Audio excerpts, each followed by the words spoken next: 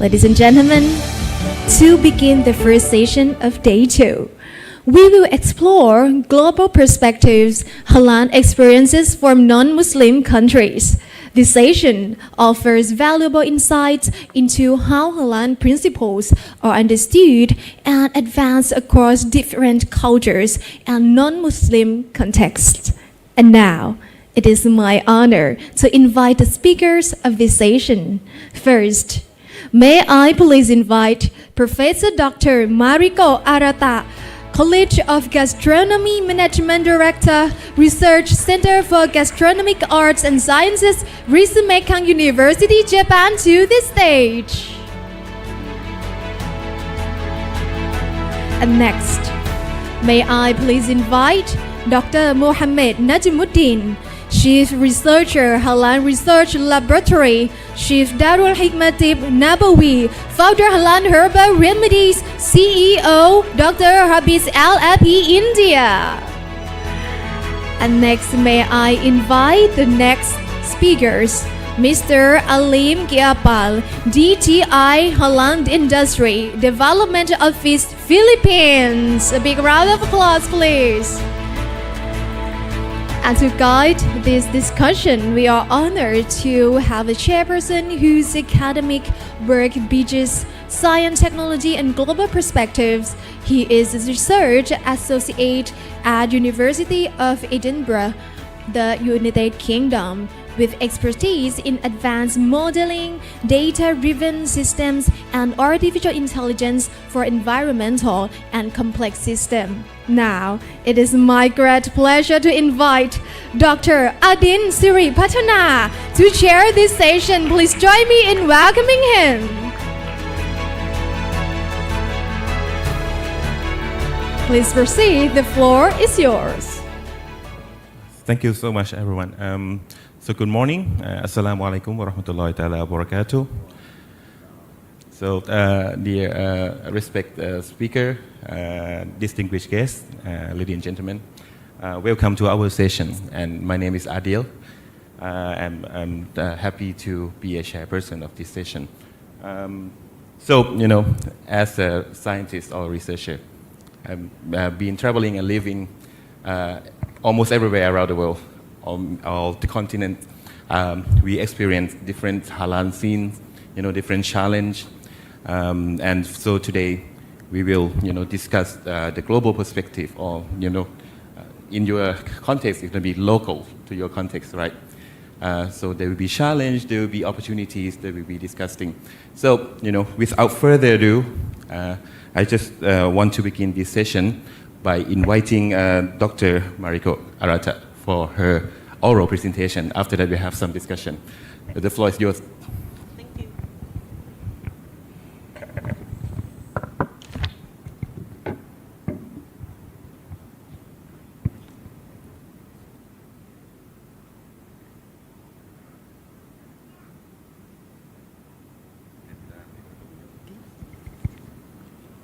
Very good morning. Thank you for the opportunity. And I'm not a Muslimah. I'm from Japan. And let me share about Japanese situation related to halal. And I'm not, I am a social scientist. I'm a cultural anthropologist, and I'm studying about Indonesian food culture. And you can get my slide from the QR code. And today I'm talking about serving foods to Muslim tourists in Japan. Not only tourists, maybe Muslim residents, migrants in Japan. Practical challenges and then understanding of halal in the Japanese context. Okay. This presentation is based on my own research, participant observation, and in-depth interview to Indonesian Muslims, mainly in Indonesia, the Netherlands, and Japan, as an anthropologist. And at first time, I was teaching Japanese language in Indonesia for 3 years, and I loved Indonesian cultures and people. So I started learning about Indonesian culture. And also findings from my colleague cultural anthropologists researching in Muslim diets in all over the world, including my graduate students. And information from speakers I invited to 3 international symposia when I was working at Tokyo Institute of Technology. And I have also invited Dr. Winay Dahlan to Japan. And also information exchange and observations accumulated with stakeholders involved in halal business in Japan and also Japanese halal certifying bodies. And first, I want to introduce what I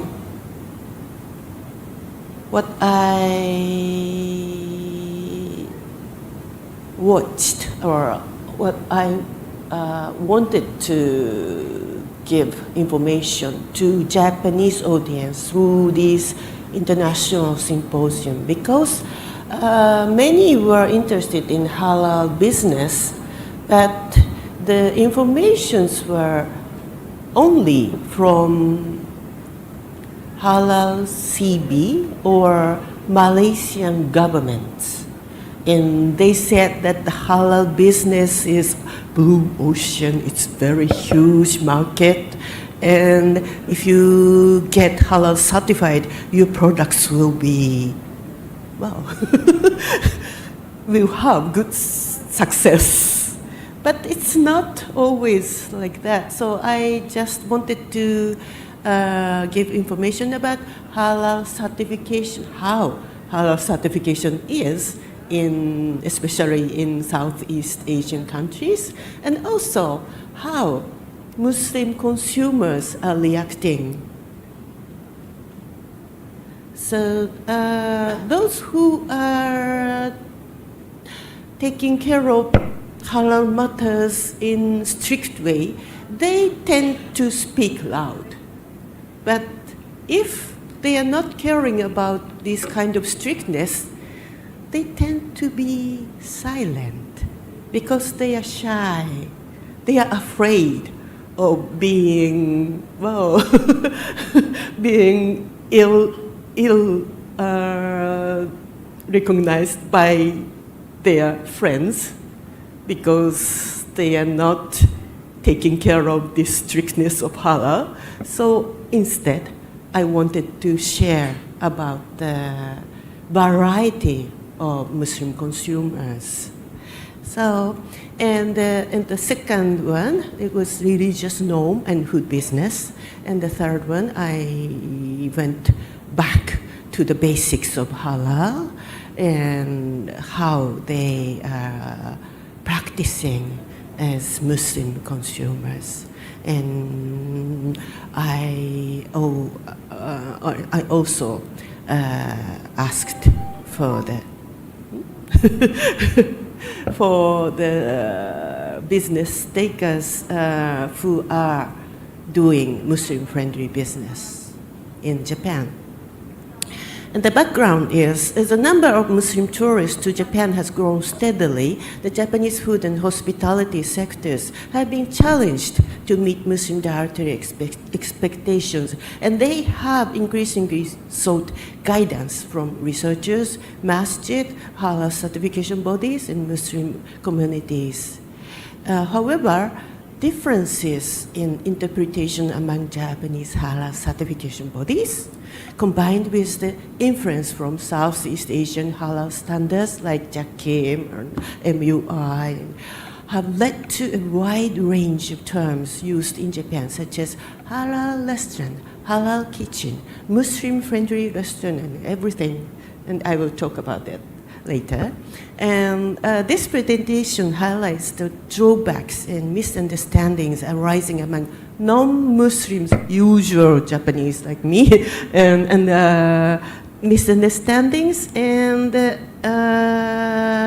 under the influence of the rapidly growing global halal industry and halal certification systems and accreditation system maybe. And while I highly respect the needs of the halal certification system and highly respect your efforts to make halal products in as much as possible to keep halalness from farm to fork. I highly respect. But I think we mustn't forget that halal does not equal to halal certification. Halal is far more wider than halal certification, right?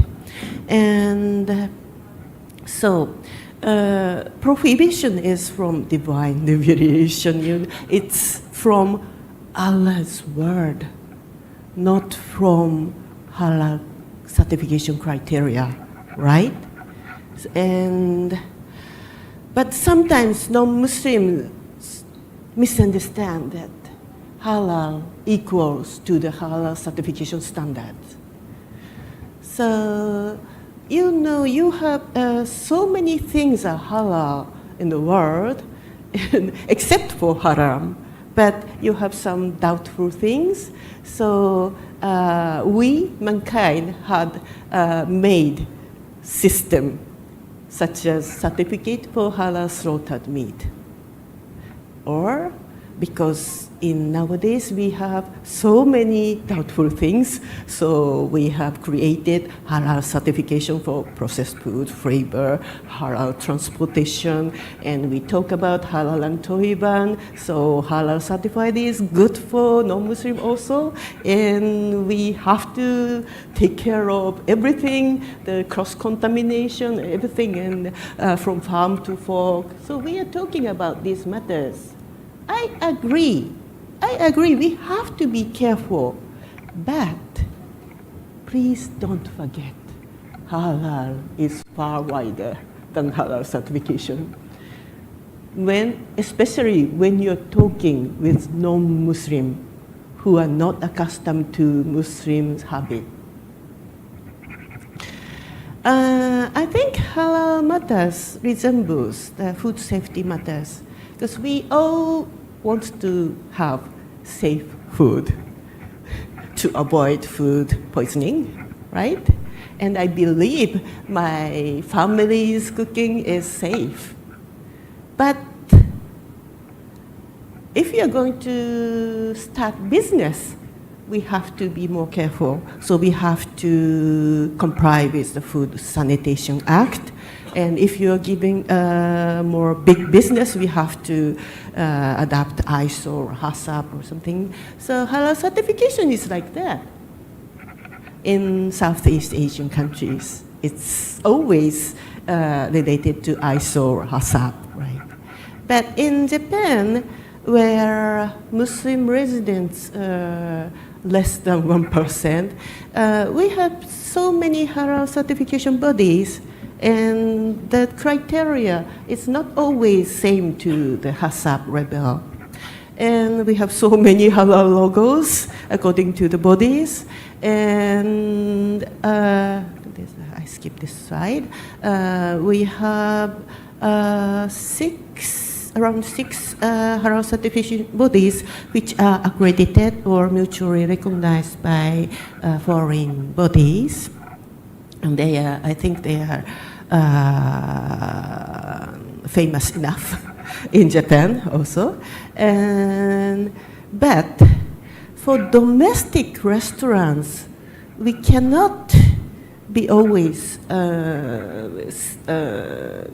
strict, like when we certify importing products. And we have many terms like halal restaurant, halal kitchen, halal menu, halal okay menu, halal recommended menu, accreditation to halal chef, or certificate of halal friendly, certificate of Muslim friendly, or we don't have to certify. We just say we are Muslim friendly, or like that. And some people say that the halal or not is just divine thing, so we don't have to say that it is halal. We just check if it is not haram. So we just serve foods which is pork-free or alcohol-free, and we check and we just let them know, let the people choose themselves, like that. And so this kind of program is, we have so many influence from Southeast Asian countries, halal certification bodies, because those famous halal CBs are recognized by Southeast Asian countries CBs, so they don't want to go out of the criteria that is recognized in Southeast Asian countries. But some people are they dare to give some Muslim-friendly certificate to some restaurants which can serve some of halal menu, not the restaurant themselves, but yeah, like that. And some domestic CBs give halal certificate to the restaurant whose kitchen is halal or whose part of the menu can be halal. But it's very difficult, and it takes time and money. It costs much. And some people, they just think about it and consulted to a masjid and started halal certificate for free of charge, and like that. But they cannot be, well, one Muslim ummah to go to the one direction. They go to the so many directions. So non-Muslim Japanese business holders, for them it is very complicated, and it looks like Muslims are quarreling. They are not well friendly to the same Muslim people. So it's very, I think it's not good, I think. And also you have so many choices of foods. According to the mazhabs, some mazhab takes seafood, all the seafoods are halal except all the two worldly things, and some mazhab accept only fish with scales. But in Japan, sometimes non-Japanese people are too much afraid of that. So you have some kind of flexibility, but we just, well, if we just avoid everything, it's safe. It's so Muslim only eat halal certified food, or Muslim only eat only vegetarian food, and we cannot serve meat or seafood. So that kind of misunderstanding occurs. So, but we cannot be like that. So we have to learn, and we cannot keep the lack of consideration or excessive defense. So I just want to suggest to non-Muslim people to learn the basics of halal and Muslim dietary needs and develop food and services that are feasible, sustainable, and appropriate within the Japanese context, so that we can continue, so that the business holders would not go bankrupt. Yeah, and we disclose information honestly. Yeah, and the one more recommendation from me to Muslim audiences: please do not exaggerate the importance of halal certification when you are choosing food you eat in non-Muslim area. So, because it might lead to the misunderstanding of non-Muslim. Thank you so very much.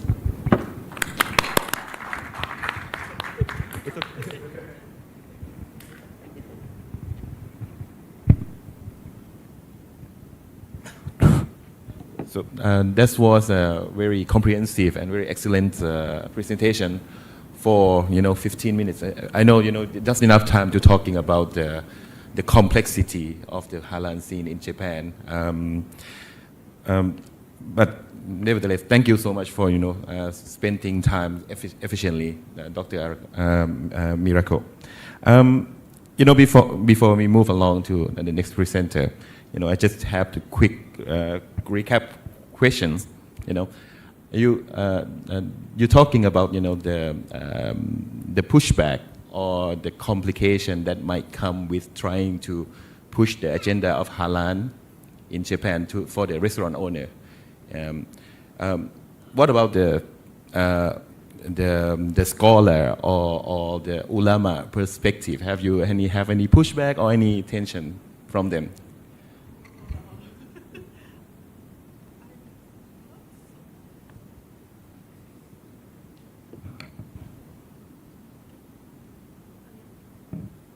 So for the question from the floor, we will postpone that until the end of the talk. I just have the quick question before we move along. Is that okay? I'm not too much knowledgeable about the ulamas in Japan, but well, so far, I as far as I know, that they are not so. I mean, what? They are not so compact. they have their everybody has their own opinion. Their own stand on the subject. They don't want to make agreement between those halal certification bodies.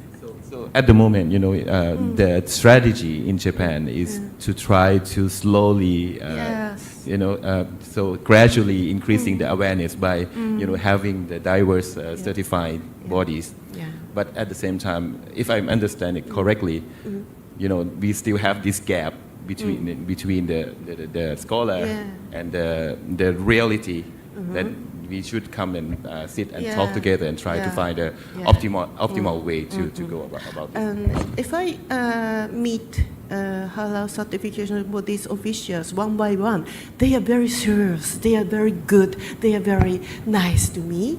But as a whole, if seen from the non-Muslim mass Japanese, it looks like they are always have different opinions, and they say you are wrong, like that. So it damages the image of Muslim Ummah as a whole. So I just want to, I think that's a legitimate concern, and thank you for a honest assessment on this. Right. Okay. I think to keep the time running, we will proceed with the next speaker. So please welcome Dr. Mohammed Najmuddin. He is the Chief Researcher Halal Research Laboratory at the Chief Darul Hikma, Tibb Nabawi, and also Food Halal and Herbal Remedies, and also the CEO, Dr. Herbist LLP. So I think his topic will be about the herbal halal herbal subject. Yeah. The floor is yours. Thank you. أعوذ بالله من الشيطان الرجيم بسم الله الرحمن الرحيم السلام عليكم ورحمة الله وبركاته. As you know, I am from India, so the topic is very complex, different to the subject, I think so. My topic is non-halal animal source ingredients in traditional alternative herbal medicine and their possible alternatives. As I am a full-time physician in herbal medicine, I am graduated in it, and I have the PhD in Islamic studies with the topic of prophetic medicine and modern science. That was my subject, so that's my specialization. I am working in Tibb Nabawi, and soon my book is going to be published on the name of Nabatatun Nabawiyya fi Mushahadatun Najmiyya. So inshallah ta'ala, that is another thing. So these are the types of traditional medicines. The most famous is the number one traditional Chinese medicine, the TCM. which includes the acupuncture, herbal medicine, and Tai Chi. And the second one is my topic, the Ayurveda, which belongs to India, which have herbal remedies, very famous around the world, and yoga, massage therapy, and the dietary adjustments. And the third one is Unani medicine, that is Greco-Arabic medicine. It includes herbal treatments, cupping, that is hijama therapy, nowadays very famous, and the dietary management. And the Kampo from Japan, and Tibetan medicine, Jamu from Indonesia, Siddha medicine, this is also from the South India. Nowadays it is in the list of United Nations traditional medicine, and it is gaining very popularity. So the topic and the talk starts from that many people assume that all herbal medicines are halal simply because they are natural. But this is not always the case, because in Islam, halal status depends not just on the origin of the ingredient, but also on how the medicine is prepared and packed, whether it is aligned with the Islamic laws. Not all herbal medicines are halal. Herbal medicines are not automatically halal. It is essential to check the ingredients, production process, and any associated practices in it. When it is doubtful, seeking advice from the Islamic scholar and the certification bodies, best course of action. Why halal is important in healthcare? The Prophet Muhammad sallallahu alaihi wasallam emphasized that cure does not lie in haram forbidden substances. A well-known hadith highlights this principle. Indeed, Allah sent down the disease and the cure, and He has made for every disease a cure. So treat sickness, but do not treat with anything haram. This is Sunan Abu Dawud hadith and Musnad Ahmad ibn Hanbal. Another narration is, Allah does not put cure in what He has forbidden to you. It's very important. It is from the Sahih al-Bukhari. So key lesson from these hadiths are: seek lawful treatment. Muslims are encouraged to pursue remedies that are halal and tayyib, the pure. Avoid haram remedies. Using haram ingredients for treatment is discouraged, except in case of necessity, like darura, where no halal alternative exists and life is at risk. Reliance on Allah's guidance, trust on Allah's lawful means and sufficient for the healing. We have to think that. So non-halal source traditional medicine and possible alternatives are like this system offers wide range of product that cater to different health and wellness needs. Here is the breakdown of the types of products commonly used. Number one is tablets. Second is capsule. The third one is oil-based capsule, which are mostly the famous like omega-369 or the vitamin D3 medications. And the fourth is herbal syrups. Fifth is most critical thing, that is vinegars. Six is powders. And the seven is semi-solid products known as majun in Arabic and Urdu both. So herbal does not guarantee halal. Verification is needed in every case. So tablet derived from the plants, these are the most common in traditional Indian and subcontinent medicine. Concentrated herbal extractions or raw herbs in the tablet form have been made for the convenience of the patients. Examples like the Shilajit tablet, the curcumin tablet, black seed habatus sauda tablet, ashwagandha tablet, and medicinal mushroom tablets. When manufacturing tablets, several non-halal ingredients can be used in it. Usually they use for the commercialization, especially like inactive ingredients, that is binder, coats, and the preservatives in the tablet. And the most common is non-halal source, that is gelatin, and gelatin is often used as a binding agent, coating. It is derived from the animal collagen, usually from pigs or the non-halal slaughtered cattle.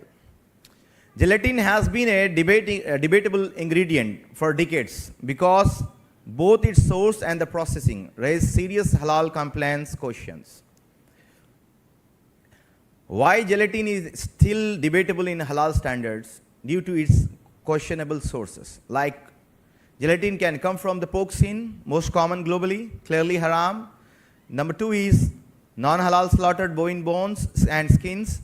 And third is mixed source with no traceability. The third one is most important, which is happening everywhere.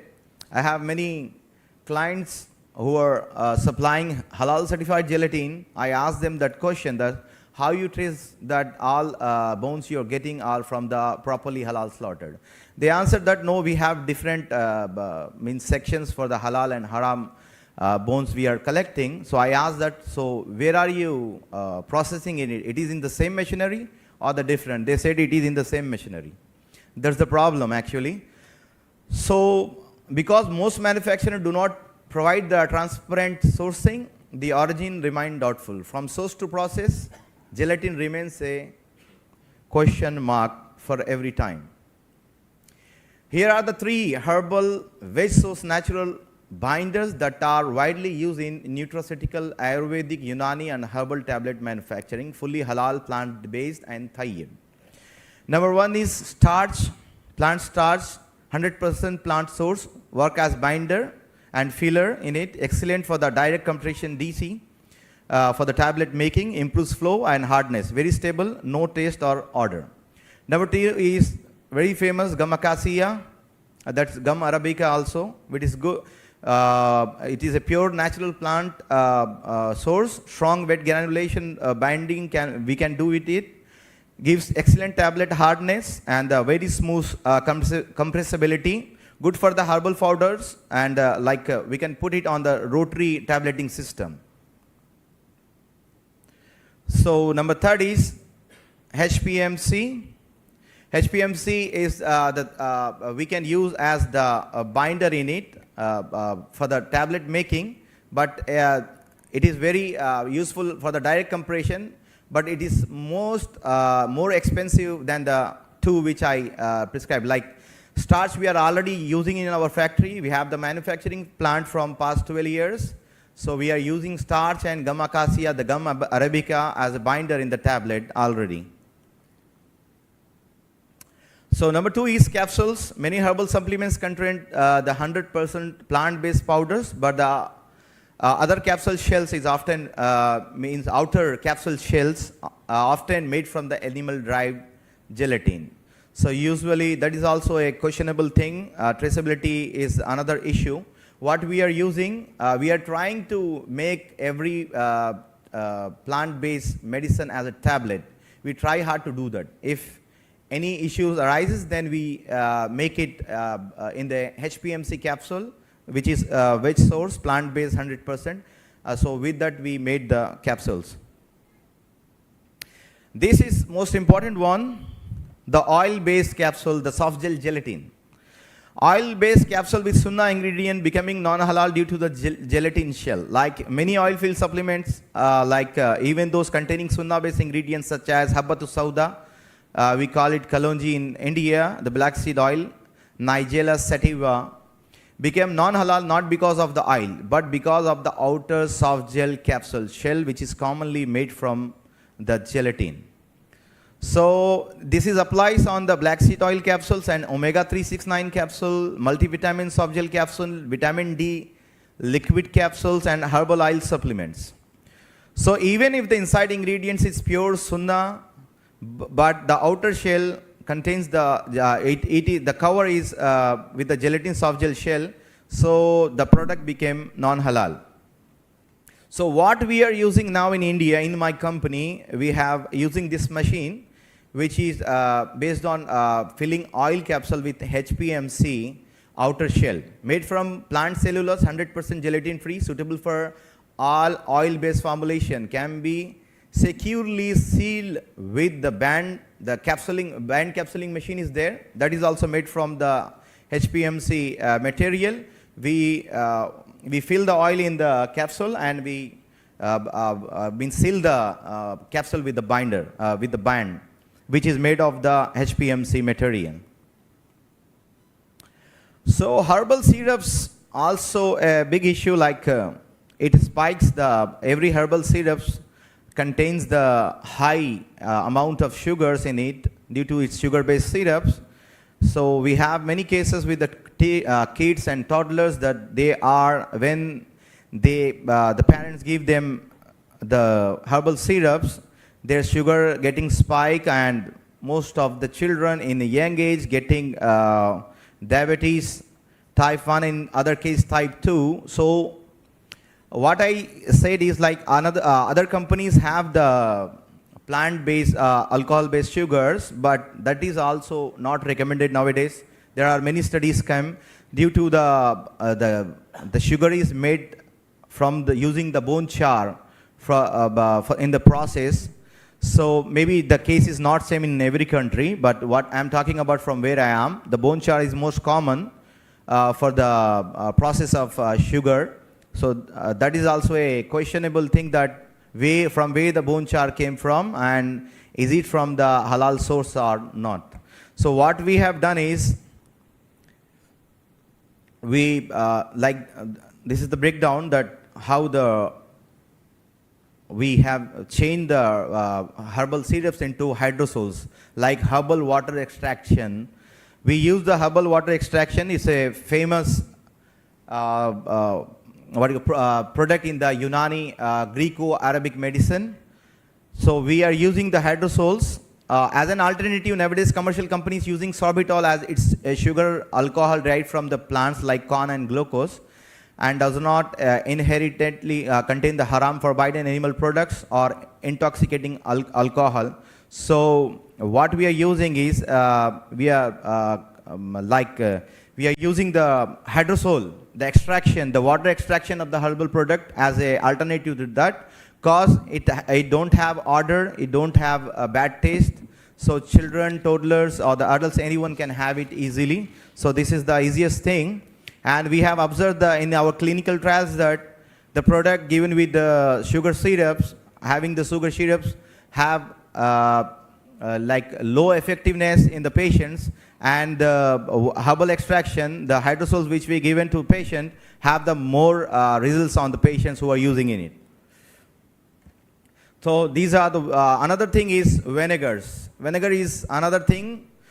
Many commercial market vinegars are not halal. Modern industrial vinegar productions after does not follow the natural fermentation, leading to halal concerns. Like number one is made from added industrial alcohol. Most commercial white vinegars and other vinegars is produced by adding synthetic ethanol, rapid chemical oxidation. So the vinegar is a debatable topic. Like Imam Abu Hanifa have different opinion on it. Imam Malik have different. Imam Ahmad ibn Hanbal have the different opinion on it.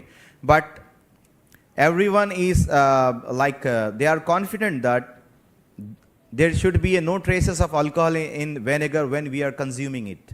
Like vinegar is sunnah of the Prophet. The Prophet Muhammad sallallahu alaihi wasallam said that what a good food is, vinegar is. There are another hadith on this, but it is forbidden to intentionally turn wine into vinegar, reported it Sunnah Abu Dawud.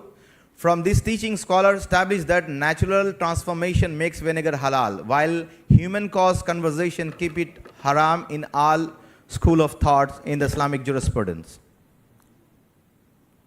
So this is the process we are following. The natural vinegar, what we make from for the apple cider vinegar or the date vinegar or the barley vinegar, it takes at least 30 to 90 days depending on the climate and the fermentation. We use the vessels to make the vinegars, so it takes very longer time. But the commercial vinegars in the market, it takes only 3 to 10 days to get it on the supermarket shelves. So that's the problem, that its traceability is always questionable.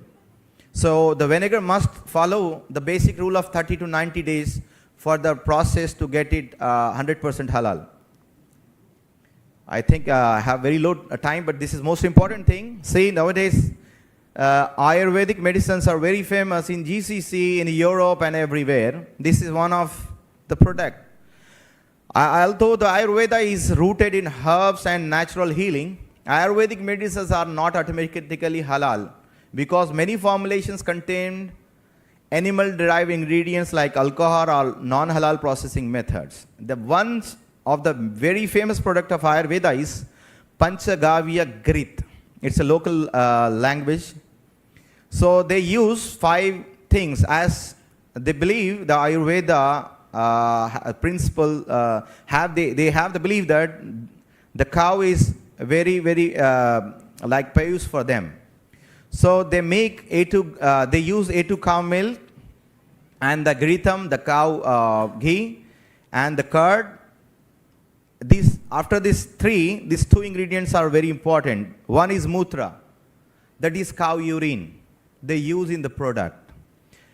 And fifth one is gomaya swarasa, which is basically the cow dung.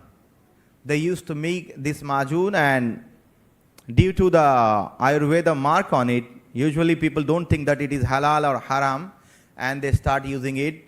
I saw the picture from Middle East where this product was available in the supermarkets without any traceability of its halal certification. This is another most important thing. You can see it is written in Arabic on it. If you can read Majune Akhrab. Akhrab is scorpion in Arabic. So it's a semi-solid liquid known as majun. So common ingredient in majun akhrab is akhrab muharrak, that is burnt scorpion. Ashes is used in this. So often it's a very famous ingredient in this medical system but due to its sourcing, this halal status is haram. Another one is jundube dastar, which is derived from the beavers and generally considered haram. Both male and female beavers have the pair of castor sacs located under the skin between their pelvis and the tailbone. And usually in kidney stone, this medicine is used in India, Pakistan, Bangladesh, and GCC countries. Like what we think is, it is written in Arabic and Urdu on the label. We think that it is halal, but the ingredients always not halal in this scenario. See now, this is another case. Herbal in appearance, but not halal in essence. You can see that the bottle have the mark of herbs on it with khurse kharatin. It's a very famous, classical medicine in Unani medical system. It's a khars is pill. Khurse kharatin is a Unani herbal product commonly used for the addressing sexual weakness and enhancing stamina and vitality. That's why it is very famous among the customers. Animal derived ingredients in it is kharatin musaffa, the processed earthworms. The earthworms used to make this pill used for its tonic and for the medicinal properties. Another one is birbaboti. This is Indian word. This is red velvet mites sourced from the insects commonly used in Unani formulation to make many other medications. So for these issues, there are many alternatives to address the same issue, like ashwagandha, ginseng, and maca root, and horny goat weed, and yuhambi, another ingredients, and moira poma. And there are many Indian herbs which can be used for the same problem, and we are making the medicine with that. So the Prophet said, do not drink from the broken part of a cup, and do not drink without first looking into the vessel. Sunan ibn Majah, hadith number 3413. The hadith clearly teaches us to look at what we are about to drink to ensure there is nothing harmful or impure in it. So last thing which I want to tell, which is most important, Allah can take His work from anyone, but ones who actually do it are the chosen ones. And in the same way, the Halal Science Center of Thailand has been chosen by Allah subhanahu wa ta'ala to deliver remarkable and impactful work for the Ummah. Allah have chosen you. Thank you so much.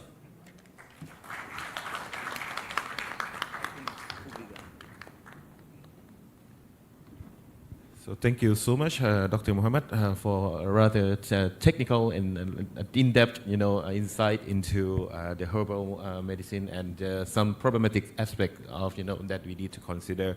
I have lots of questions, but I will, leave that until after all the presenters done. So for the next talk, please welcome Mr. Aleem, Guiapal. He heads of the Investment Promotion DTI Halal Industry Development Office Philippines. He will be talking about halal-friendly Philippines and it's the gateway to the ASEAN. Please give him a round of applause.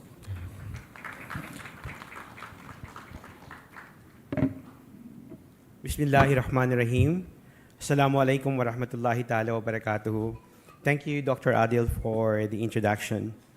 For the next 15 minutes, we'll be sharing with you the discussion points on our brand campaign in the Philippines in improving the accessibility of the Filipino communities, both the Muslims and the non-Muslims, through the Halal-Friendly Philippines campaign as our gateway to strengthening our presence in the ASEAN. In this discussion point and session, the global perspective of halal experiences from the non-Muslim countries.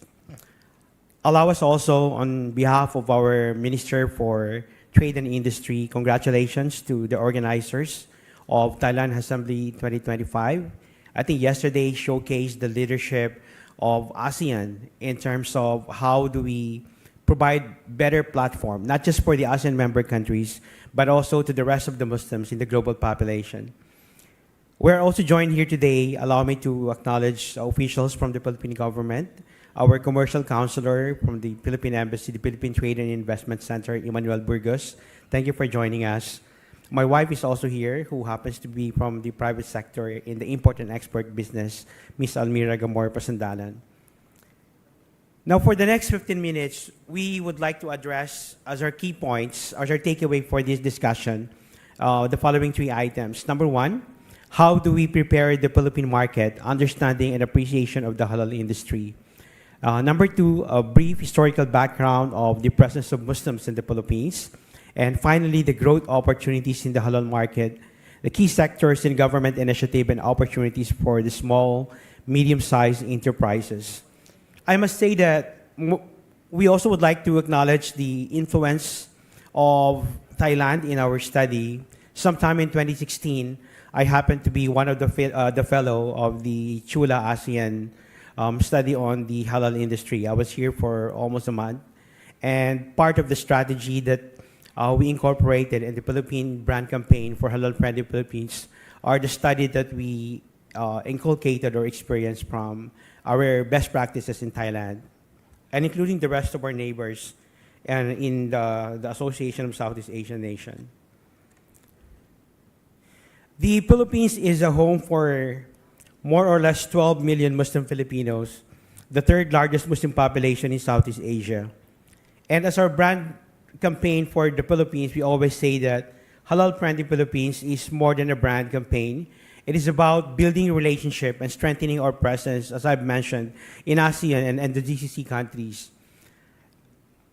In my experience, because I've been in the government for more or less 20 years, the G2G and the B2G are always a good platform. But if you have a good relation, simply because you have established the network in the country or in our neighbors, for example, our collaboration with the Thailand Halal Assembly 2025, we achieve better result because the trust and confidence is there, and we have to highlight that as one of the major ingredients in the brand campaign of Halal-Friendly Philippines. As I've mentioned, the Philippines is a home for more or less 12 million Muslim Filipinos, the third largest Muslim population in Southeast Asia. The struggle for the right to self-determination and social justice has a long-standing presence in the country, later led to the creation of the Bangsamoro Autonomous Region in Muslim Mindanao. Over time, Muslim Filipino population spread across the country through trading and migration. The demand for halal products and services had grown and sustained not just by the local market, but also by the international tourists. The Philippines halal journey has been guided by a strong legal and institutional foundation. Recently, in the 2025 State of the Nation address of His Excellency President Ferdinand Romualdez Marcos Jr., cited the need to grow key industries, particularly the halal industry. Previous years, in 2001, Executive Order Number 46 recognized the need to promote and develop the halal industry in the Philippines through halal certification. This was followed by the creation of the National Commission of Muslim Filipinos institutionalizing halal accreditation with certification function under the halal certification bodies, as earlier expounded by my colleague from Japan, Dr. Mariko. The importance of halal the role played by the halal certification bodies. The establishment of the Philippine Halal Export Board, which is chaired by your office, the Department of Trade and Industry, in coordination with other agencies from various sectors, such as agriculture, tourism, science and technology, health, food and drugs authority, foreign affairs and international relations, banking and finance, and the socio-economic advancement of the Muslim Filipinos. These sectors' representation aim to promote the growth and development of the Philippine halal ecosystem. Historically, the presence of the Islamic Sultanate of Sulu and mainland Mindanao represented a higher stage of political and economic development between 1521 and 1898, where the concentration and center of leadership pre-Hispanic period is situated in the southern Philippines. Most of you are familiar with this. Just to give a briefer of the natives of the southern Philippines, which is among the primary recipient or beneficiary of the program of halal industry. Around 4.5 million population are situated in the Bangsamoro areas. And as discussed earlier by my colleague, halal is not just limited to the access to food. Over time, it has included lifestyle offering, travel and hospitality industry, fashion. The halal market, we have to emphasize, in the Philippines, where majority of the population are non-Muslim, is basically an open market to everyone. It also addresses and highlighted the concept of ethical consumerism. For example, the concept of riba. Why interest is not allowed in the first place for the Muslim communities, or why is it important to have Sharia-compliant financing? Basically, the business model of Sharia financing is to make the life of the borrower easier and not too complicated. We also highlight that halal is also meant social responsibility, stewardship of the earth, economic and social justice, and addressing animal welfare and ethical investment.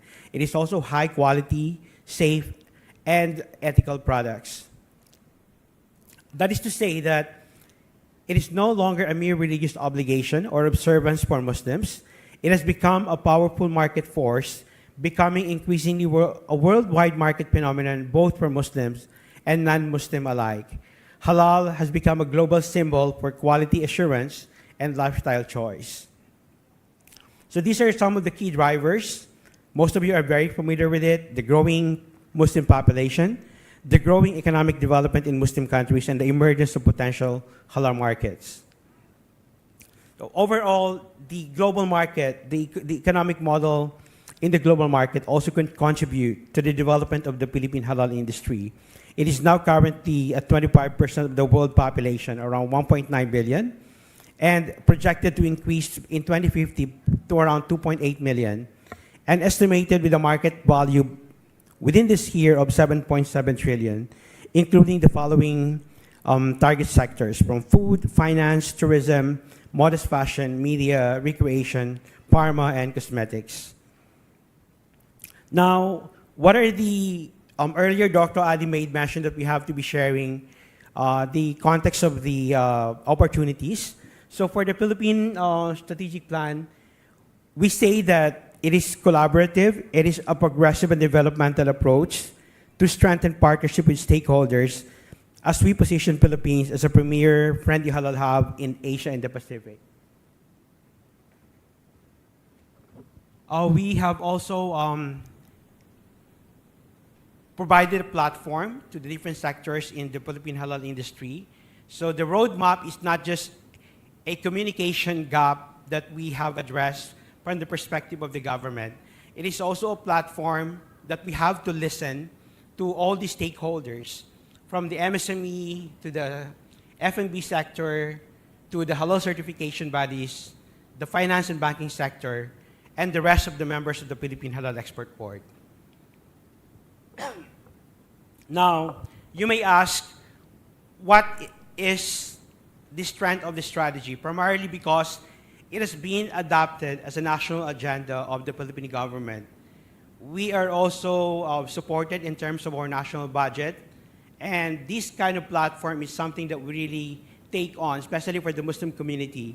I happen to be coming from the southern Philippines. I migrated to the Metro Manila in that's even late. In 1997, I accepted my national post in 2011.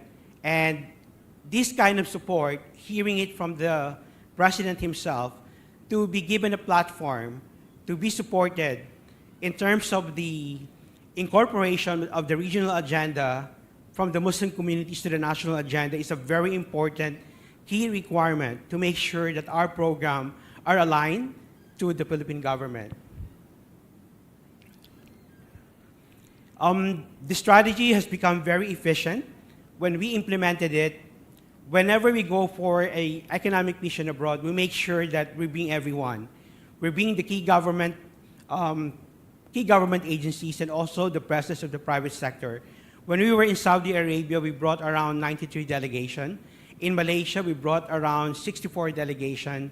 In Abu Dhabi, we brought around 93 delegations. So the presence, the partnership, and the collaboration that we have with the public and the private sector, as cited in the report of our Minister, Secretary Cristina Roque, had generated a total of 7.9 billion, or equivalent of 134 million US dollars. So when we strengthen the platform provided by the government with the support of the private sector, we always come up with a better output similar to this.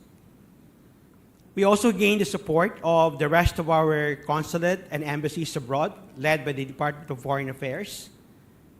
Recently, we also partnered with the private sector from Malaysia to bring products from Malaysia to the Philippines and from the Philippines to Malaysia. And eventually, we also wanted to address the 4 pillars of halal industry development, which is investment generation.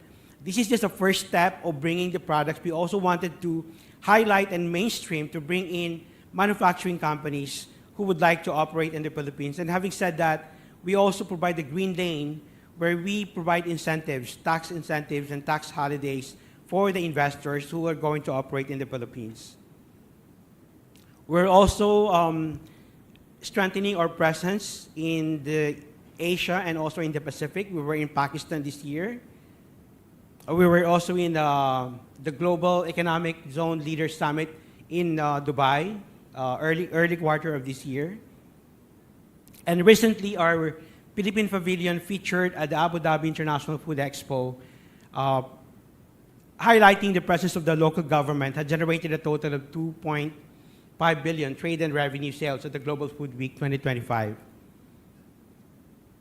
Locally, we have provided or organized local trade expo from the Travel Sale Expo and also the Halal Expo Philippines 2025. And in summary, this is the Philippine halal industry in numbers. We happen to be the top 20 of the non-OIC destination in the Global Muslim Travel Index. We are also cited to be number 1 in the Emerging Muslim-Friendly Destination of the Year for non-OIC member countries. We also have issued 1 billion sukuk or Sharia-compliant bond in November, and it is 4.9 overly subscribed. We have a total of 3,000 certified products in the country, 237 halal certified Muslim-friendly restaurants, and 500 halal products certified in some of our domestic market. Now, what this number signifies? This number signifies because there is a very strong collaboration both of the public sector and the private sector.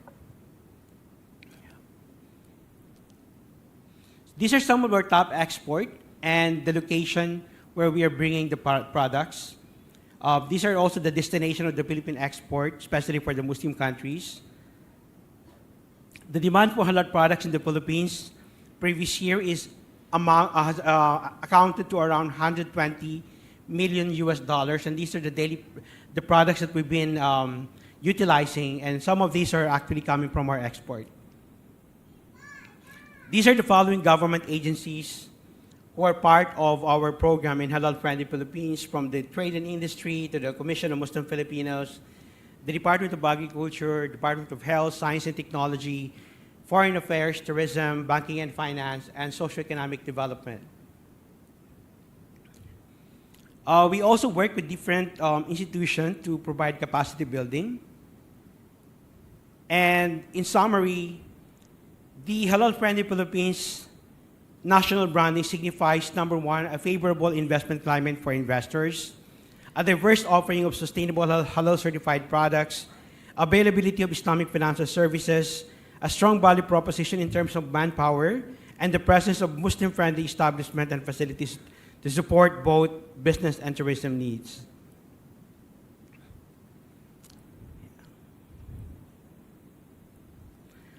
I'd like to end my discussion points by saying that the key element of the success of the program that we have in the Philippines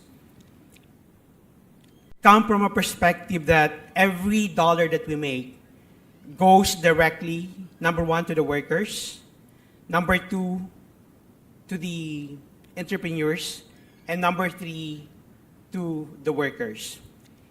I think we have audience from the Philippines, and if you give me a few seconds to speak from my native tongue, sa bawat dolyar na kinikita ng ating mga entrepreneur who participate in the expo, who are present bringing their products from the Philippines abroad, every dollar goes to the farmer, goes to the workers, goes to the entrepreneurs. Ang bawat dolyar po ay napupunta sa ating manggagawa, sa ating mga mangangalakal, at sa ating mga manggagawa. And this is the value of what we do. Halal Friendly Philippines is not just a matter of faith, it's not just a matter of compliance to Sharia, because there are more than to the 5 articles of faith that we know, there are more than to what we need to give to the public, our muamalat, our muasarat. And as a Muslim, we are vigilant, we are envoy to the world to make sure that we also respond to the need of the communities. And with that, maraming salamat po. Thank you very much for the opportunity to be working with the Thailand Halal Assembly. And again, allow me to give our salutation to Dr. Vinay Dahlan for being a role model to many of us as ASEAN. He has been an inspiration to us. I've been here, I think the first time that I participated in the assembly was in 2014 or 2015. And earlier, Dr. Vinay, we showed what we had accomplished so far. And we would like to thank you and your government for being a role model for the Philippines to make sure that we also respond to the need of the Muslim Filipinos. Maraming salamat po. Assalamualaikum warahmatullahi ta'ala wabarakatuh.